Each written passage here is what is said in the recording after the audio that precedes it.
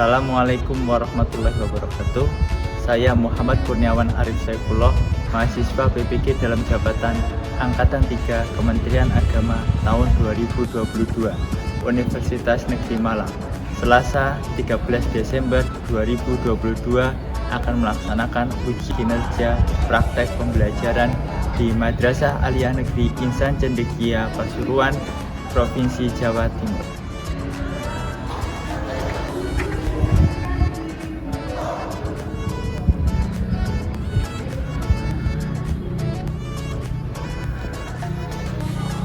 Assalamualaikum warahmatullahi wabarakatuh. Waalaikumsalam warahmatullahi wabarakatuh. Bismillahirrahmanirrahim. Selamat pagi. Pagi Pak. Bagaimana kabarnya hari ini? Alhamdulillah luar biasa. Allahu Akbar. Yes. Alhamdulillah. Sudah berdoa tadi? Belum. Monggo ketua kelas mungkin doa.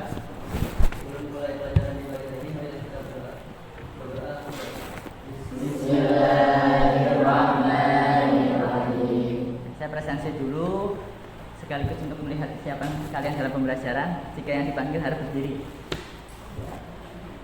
Kalau ngantuk biasanya langsung berdiri.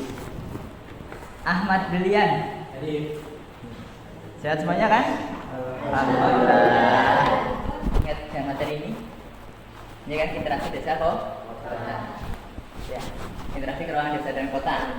Perhatikan gambar, silahkan bisa diskusi dengan teman sebelahnya. Jangan lupa catat ya. Ya, kalau mau ada sesuatu yang penting atau materi tambahan yang penting yang ada di luar buku paket kalian, silahkan dicatat. Perhatikan gambar.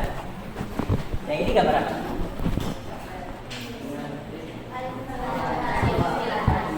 Alif silahan di mana? Dari sawah menjadi industri. Ini? Ada yang bisa melihat dari gambar ini selain disebut dari apa pemahaman yang lain? Ini sawah luas kan? Pekerjaannya berapa? Itu dampak bukan? Ya, kira-kira dampak dari apa? Perkembangan kota terhadap desa. Kalau lihat gambar ini gimana? Selain alih fungsi lahan? Alih fungsi profesi. Iya, profesi. Jadi sedikit yang bekerja di sektor pertanian. Bisa dilihat dari gambar ini kan?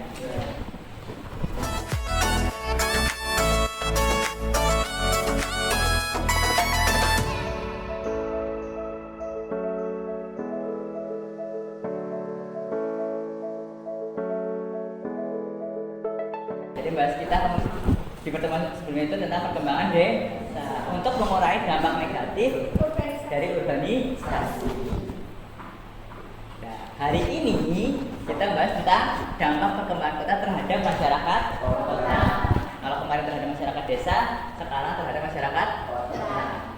Nah, apa pentingnya materi ini? Ya, jadi harap pada pembelajaran hari ini tentang materi ini kalian harus fokus dan serius belajarnya. Karena apa? Pembelajaran ini bermanfaat supaya kalian mampu memahami potensi suatu wilayah, khususnya wilayah kota, dan selanjutnya menentukan solusi yang sesuai untuk menyelesaikan masalah di perkotaan. Nah, ini pentingnya materi ini tentang apa tadi, dampak perkembangan kota terhadap masyarakat kota.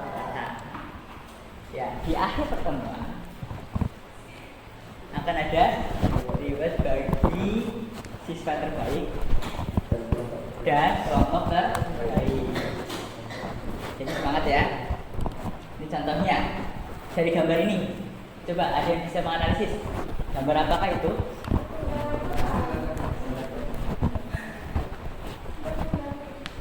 Gimana kira-kira?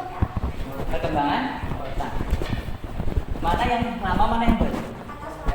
Yang atas ya. Lokasinya sama? Kira-kira di mana ini?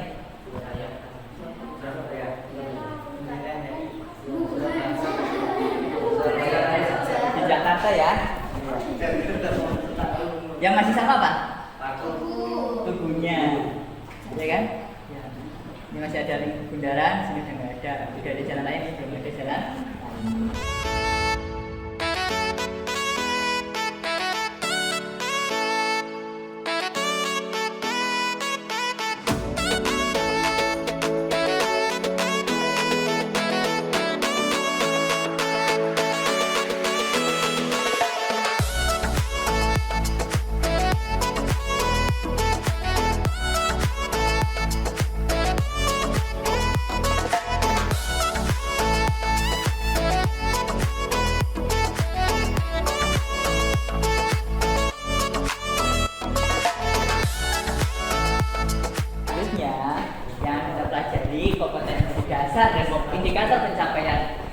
kompetensi dalam pembelajaran ini. Yang pertama, kompetensi dasarnya menganalisis struktur keuangan desa dan kota, interaksi desa dan kota, serta kaitannya dan usaha pemerataan pembangunan.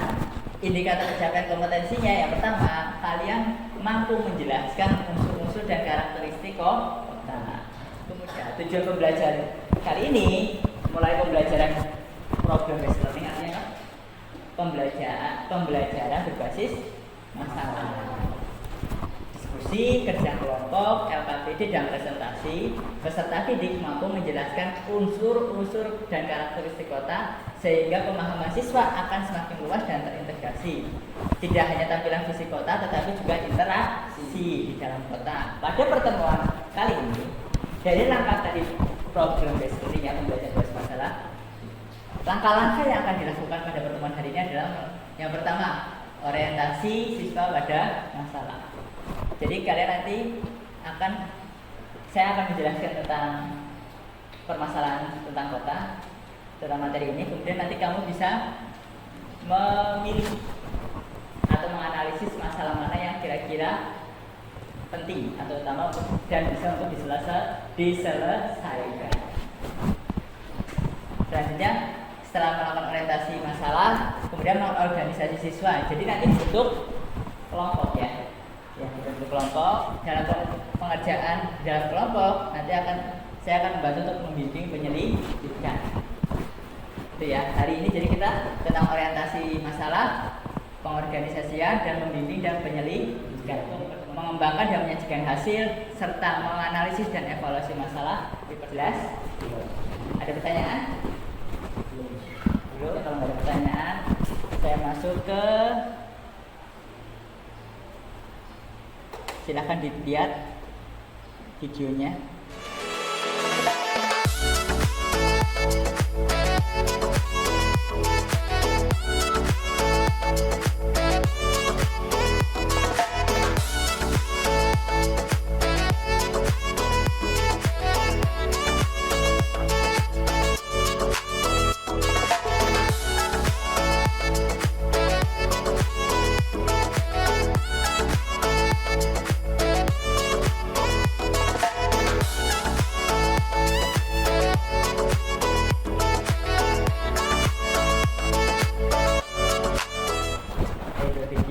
Coba apa yang dapat didapatkan?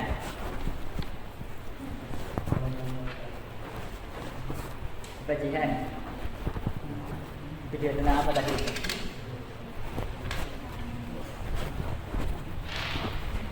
Tentang apa? Tentang sampah, pengelolaan sampah ya. Meliputi aspek apa saja tadi? Ada 5, apa saja? Hukum, kelembagaan, pendanaan, sosial budaya, teknologi. Selama ini kita fokusnya ke teknologi. Padahal selain teknologi itu ada pendanaan, lembaga, hukum, sosial budaya. Itu juga aspek yang sangat penting, tapi sering terabaikan karena memang lebih kompleks, ya kan? Masih ada video yang lain. Harap tetap semangat ya. Ya, kalau ngantuk silakan berdiri. Biar nggak ngantuk sambil nonton. Selanjutnya tentang nanti dicatat. Ini informasi-informasi penting nanti dicatat, bisa untuk bahan diskusi.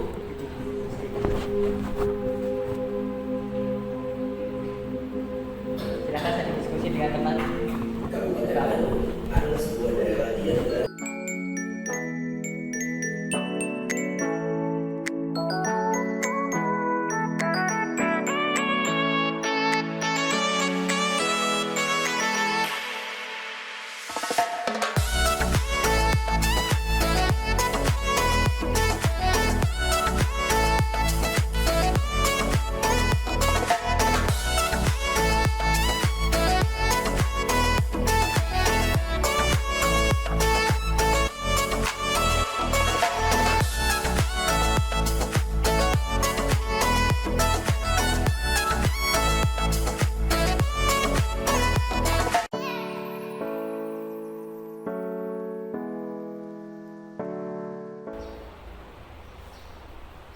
tentang sosial.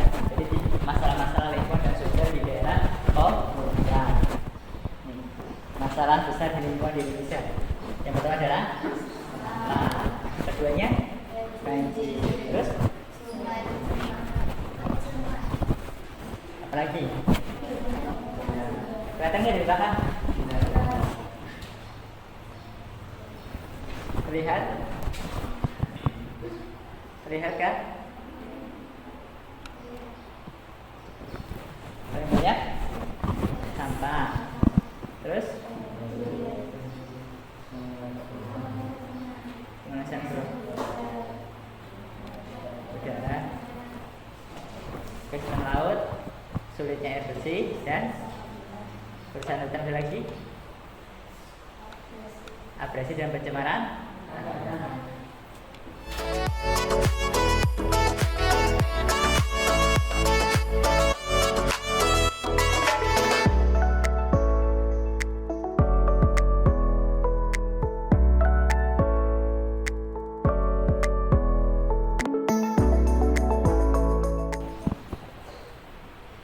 Perhatikan gambar berikut.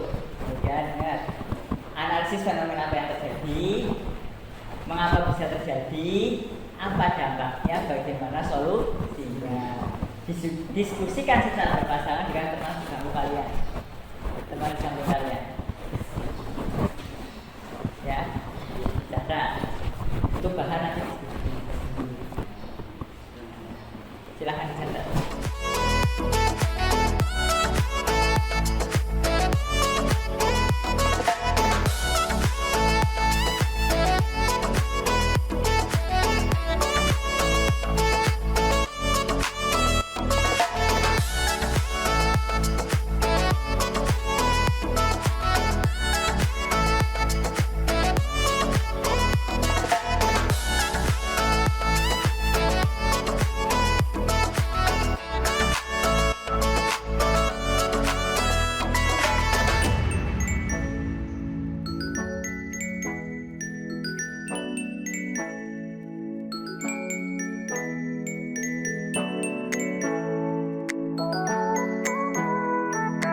Dari video-video yang tadi dilihat gambar dari akan nyambung dengan soal-soal seperti ini. Jadi yang tadi kalian lihat, yang saya tayangkan tadi, kan bisa bantu menjawab pertanyaan ini, ya kan? Alat-alat amati, semati.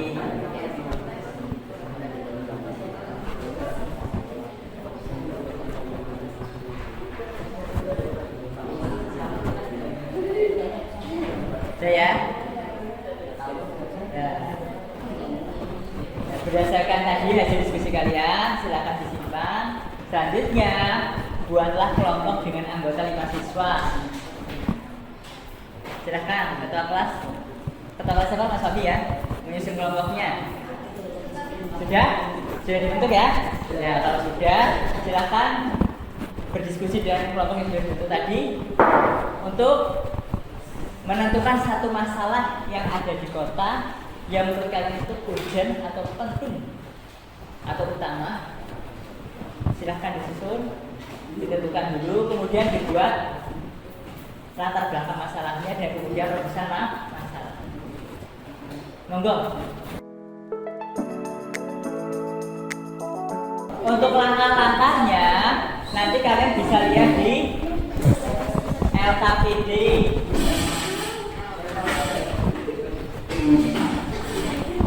LKPD-nya sudah saya masukkan di kelas online e-learning madrasah. Di situ itu ada nanti.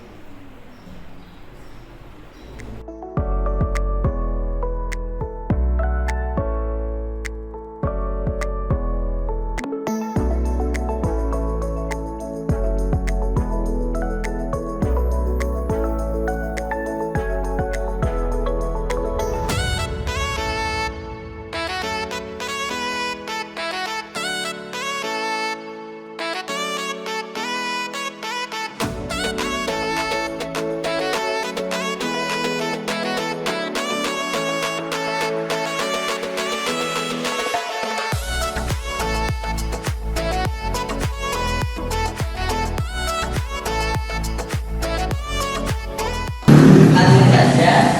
Tadi yang kalian sudah diskusikan, sudah dibuat kan? Ya, makalahnya sudah selesai. Ya, kemudian infografisnya. Ya, kalau sudah, habis ini kita langsung ke presentasi. Ada teknis presentasinya. Nanti di kelompok itu ada yang bagian sebagai observer, ada sebagai presenter.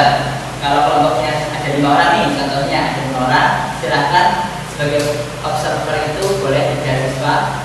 Nanti dua siswanya itu sebagai presenter atau menjaga dan menjelaskan hasil dari poster infografisnya. Sudah dibagi? Sudah. Oke, silahkan menetapkan diri. Untuk kelompoknya Fahmi di sana ya. Ya, kelompoknya Fahmi. Terus kelompoknya Alim di sana. Ya, di sini. Kelompoknya saya di sini. Kemudian kelompoknya Faisal di sini. Silahkan boleh menempatkan diri. Nanti di situ ada penilaiannya. Jadi harus kalian harus penilaian saja. Ada penilaian poster, ada penilaian cara mempresentasikan, kemudian hasil dari makalah itu. Jelas? Ya, jadi silakan dimaksimalkan. Monggo.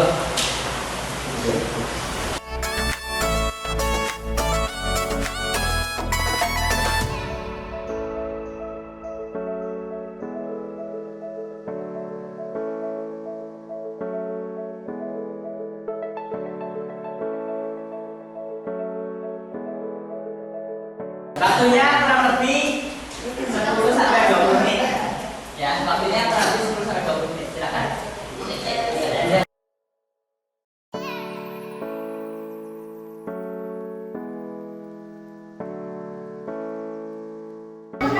Sehingga terbentuklah seperti ini.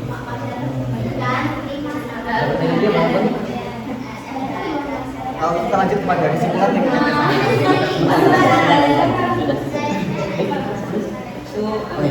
jadi seperti yang kita sampaikan sebelumnya, permasalahan di Kota Banjar ini dapat diatasi apabila pemerintah dan masyarakat itu saling bahu-membahu dalam upaya pencegahan terjadinya banjir.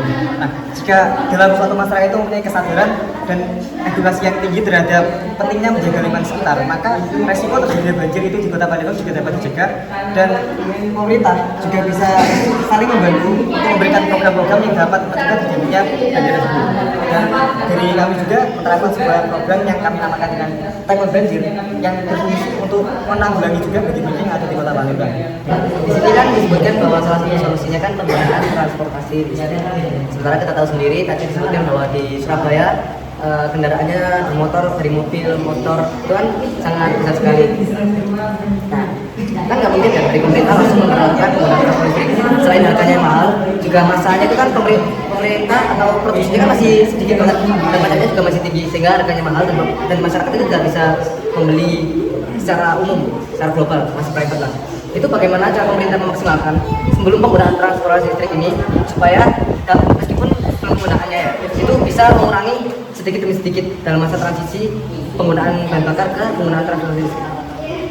Ya, kita ketahui kalau penggunaan transportasi listrik itu enggak waktunya itu kalau kita berhasil untuk penggunaan listrik itu enggak singkat gitu. Ada waktu, ada proses, terus masyarakat juga nggak bisa langsung menerima kalau penggunaan kendaraan tersebut. Nah, solusi untuk kita masalah lihat ke penggunaan kendaraan tersebut yang paling anjur atau yang paling utama itu ada di pemasangan kendaraan konvensional. Jadi pengupgradean atau perbaikan kualitas terkait penggunaan kendaraan konvensional. Jadi kalau kendaraan konvensional yang ada di Surabaya itu baik, maka masyarakat akan mau menggunakan kendaraan konvensional ketimbang kendaraan pribadi, dan itu bisa mengurangi penggunaan kendaraan bermotor yang bisa menyebabkan penularan udara di Surabaya. Mungkin Pak bisa menambahkan.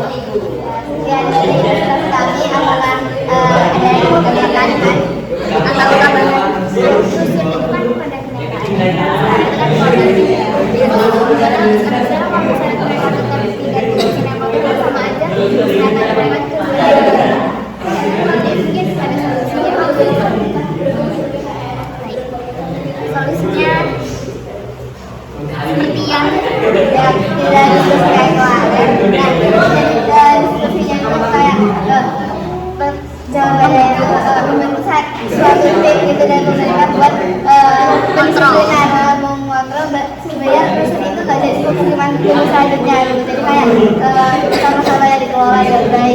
terus orang-orang yang maksudnya nggak ada bersih-bersih gitu kan, kalau A dari mulainya selama kasih dia kalau menggambarkan soalnya ada yang mau ditanyakan.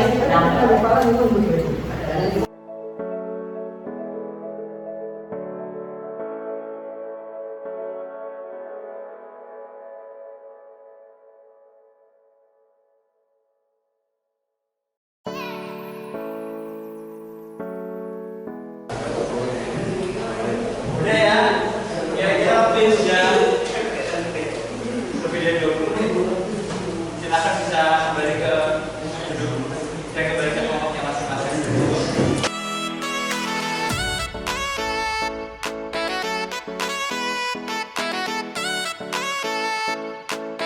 Sebagai observasi, coba sekarang kita ingin melihat hasil analisis observasi di kelompoknya Fahmi. Kelompoknya Fahmi tadi dijelaskan apa tadi? Tentang analisis pencemaran udara di Kota Surabaya, itu presentasinya. Kemudian dari kelompoknya Sabita, ya komunikasi umum di Jakarta. Kemudian dari kelompoknya Faisal, penanggulangan banjir di Kota Palembang. Coba saya pengen lihat hasil dari Observasi anggota kelompoknya kami mulai dari Uci dan Maisa ya. Jadi tadi ke kelompok yang bahas pemukiman umum Jakarta. Jadi pemukiman umum itu pemukiman yang secara ini, terus bangunannya juga kurang teratur, kepadatan tinggi, dan kualitas dari sarana prasarananya itu tidak berjarak. Jadi faktor dari pemukiman umum itu tadi yang paling memperparah kemudian itu kemiskinan. Kemiskinan itu faktornya ada urbanisasi, pengangguran, pendidikan rendah, pendapatan rendah, dan juga pembangunan yang tidak rata. Dampaknya ada pertama kesehatan umum, terus pencemaran, kriminalitas. Solusinya dari mereka itu yang pertama subsidi susun, lapangan kerja, sumber daya manusia, sama pendidikan. Oke, terima kasih. Ini ada observasi dari kelompoknya Fahmi ke kelompoknya Sabita. Kemudian dari kelompoknya Fahmi siapa lagi? Orian. Observasi kelompoknya? Ya, Faisal. Hasilnya apa? Jadi kelompoknya Faisal ini membahas penanggulangan untuk menangani banjir. Mereka mengambil kota Palembang yang nama lainnya Batasi, itu kota yang memiliki banyak sungai. Mereka membuat 3 program untuk menanggulangi banjir. Pertama untuk sistem polder, yaitu kayak membuat tanah itu, jadi yang dari sungai itu dialirkan dan disimpan lagi, disimpan itu dimanfaatkan ke tempatnya. Yang kedua itu membuat biopoli, yaitu membuat lubang 10 kali 30 cm dan diisi sampah organik, yang dimana sampah itu nanti dimakan oleh cacing dan serangga-serangga yang bakal berkembang lagi.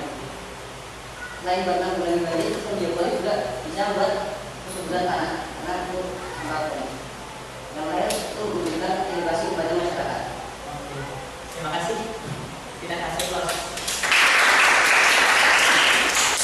Ya tadi dari kelompok setelah kelompoknya Pak ini coba saya pengen lihat presentasi dari kelompoknya Sabita. Tadi ngambil tentang pemukiman umum kan Jakarta. Anggotanya siapa?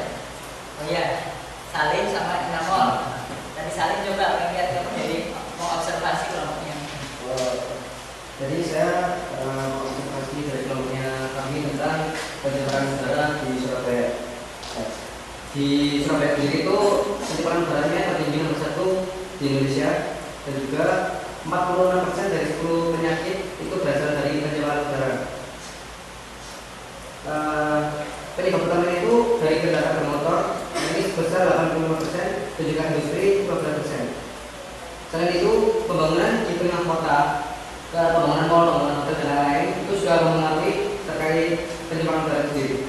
Nah, solusi yang ditawarkan dari kelompoknya kami itu yang pertama adalah aturan terkait pembatasan kendaraan pribadi seperti kayak ganjil genap dan juga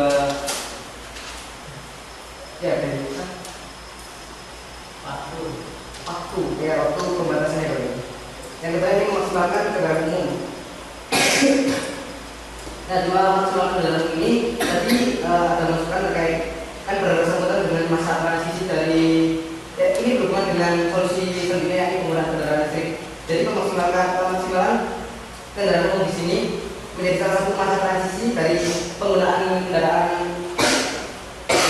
bermotor ke kendaraan listrik, karena itu menjadi salah satu upaya untuk mengurangi kendaraan berat di Surabaya.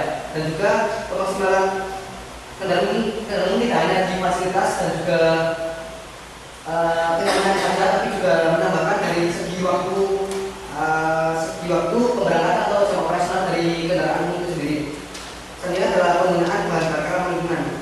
Di sini tadi kelompoknya kami menyebutkan bahwa penggunaan bahan bakar ramah lingkungan di sini menggunakan pertalit karena kandungan gas oksigen, oktan itu lebih sedikit daripada bahan bakar lainnya.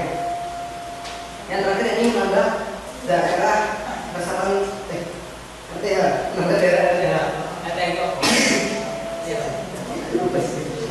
Ruang terbuka. hijau. Nah, di sini bukan hanya menambah suatu tempat wilayah yang dijadikan ruang terbuka hijau, tapi juga dari masyarakat sendiri di depan rumah, di halaman atau dari di atas atap-atap gedung-gedung bertingkat itu sudah dimaksimalkan untuk RTH itu sendiri supaya mengurangi tingkat pencemaran udara di Surabaya. Ya, terima kasih. Dan kamu tadi observasi ke kelompok. Saya tadi mengobservasi ke kelompoknya bisa. Nah, mereka itu menjelaskan tentang banjir di Jawa. Kenapa mereka menjelaskan banjir di Jawa?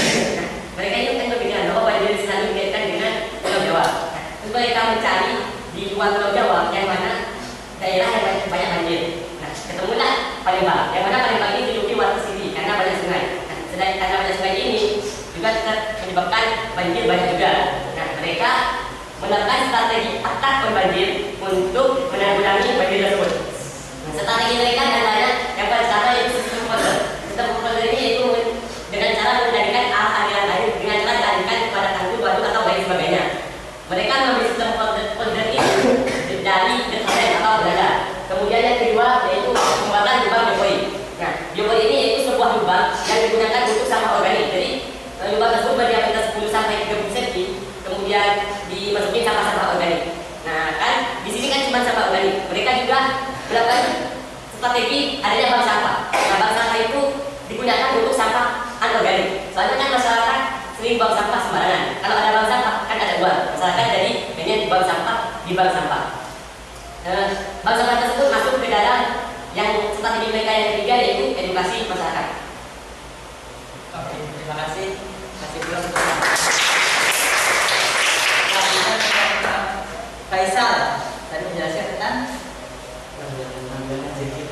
kenapa Seperti yang dikatakan oleh Mas Namo tadi, kan biasanya yang disorot oleh media itu kebanyakan sebenarnya yang terjadi di kota Surabaya, yang jadi sentralnya di Indonesia. Nah, karena itu kami ingin melihat bahwa tidak hanya di Surabaya yang mengalami banjir, tetapi di Surabaya itu juga ada yang juga parah kondisinya. Salah itu ada di kota Palembang. Dan kota Palembang itu juga dikenal Water City karena sebagai nama punya sungai besar yang di dalamnya. Selain sungai besar itu juga dapat sungai-sungai kecil yang menjadi saluran drainase untuk menuju ke arah laut. Nah, kenapa kita memilih Palembang? Karena di masalahnya itu ada di dalam sungai-sungai kecil. Di sungai itu kebanyakan masyarakat itu membuang sampah di sana sehingga terjadi endapan pada saluran drainase di sungai kecil sehingga sampahnya menumpuk dan terjadilah banjir.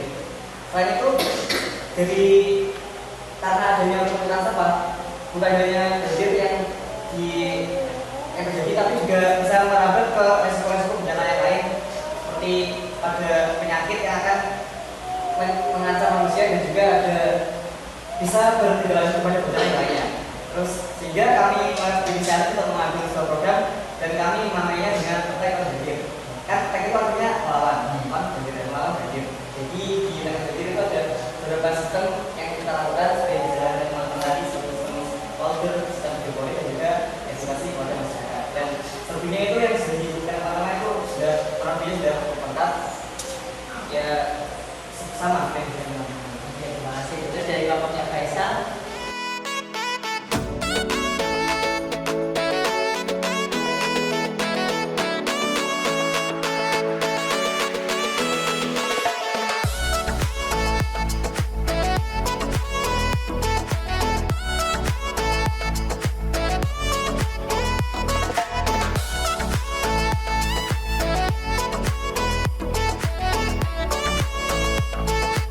hasil dari presentasi dan observasi. Coba kita gambarkan kesimpulan. Ya, kalau saya lihat dari hasilnya presentasinya kelompoknya Mas Fahmi yang anggota Mas Atikul, Mas Ian, Mbak Suci dan Mbak Meja itu mengambil tema tentang Surabaya. Permasalahannya adalah tentang pencemaran udara yang disebabkan oleh banyaknya transportasi umum dan pabrik industri ya. Kemudian mengambil solusinya itu salah satunya dengan penggunaan kendaraan konvensional dan listrik. Ya, tapi yang paling untuk waktu dekat menggunakan konvensional. Kalau untuk konvensional mungkin kereta seperti KRL, kemudian seperti bis. Salah satu dan masalah itu jadi masalah di banyak orang-orang itu tidak menggunakan, jarang menggunakan kereta sama kendaraan bis itu karena memakan waktu, sehingga kadang-kadang waktunya itu kurang tepat.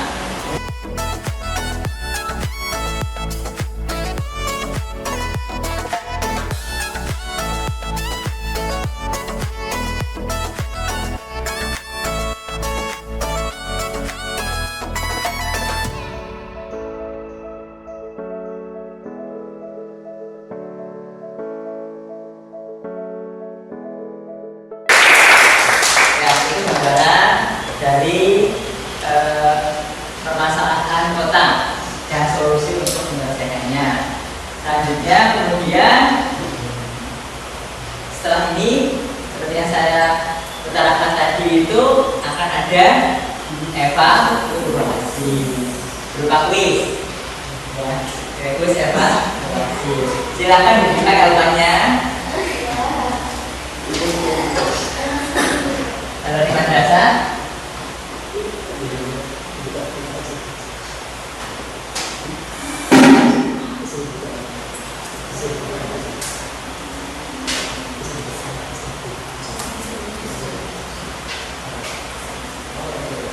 bisa di sini. Kayak di mana? CCTV-nya. Kemudian silakan mengerjakan pilih CCTV permasalahan keuangan kota.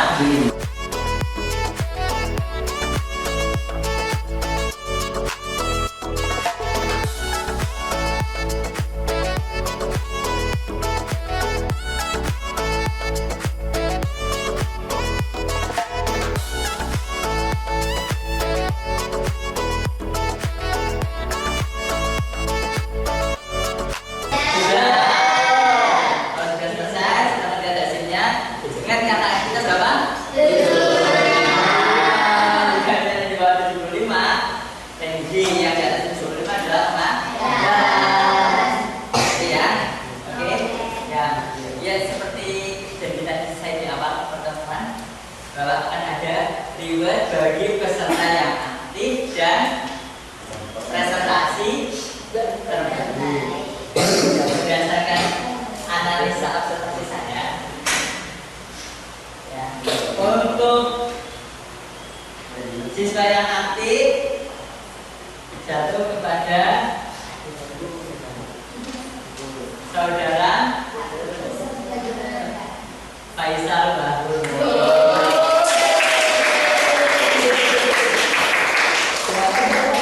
Untuk presentasi terbaik jatuh kepada kelompoknya Fahmi. Silakan untuk yang supaya ke depan. Buat Mas Faisal kasih info dong.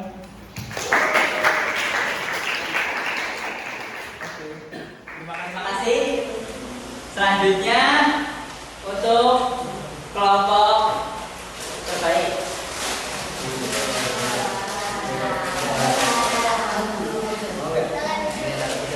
Ya, semuanya ke depan. Lagi. Untuk pertemuan selanjutnya, materi sudah selesai kan? Ya. Untuk pertemuan selanjutnya kita bahas tentang pemanfaatan peta, kemudian sistem informasi geografi. Bismillahirrahmanirrahim. Masih apa dari beliau? Assalamualaikum warahmatullahi wabarakatuh. Waalaikumsalam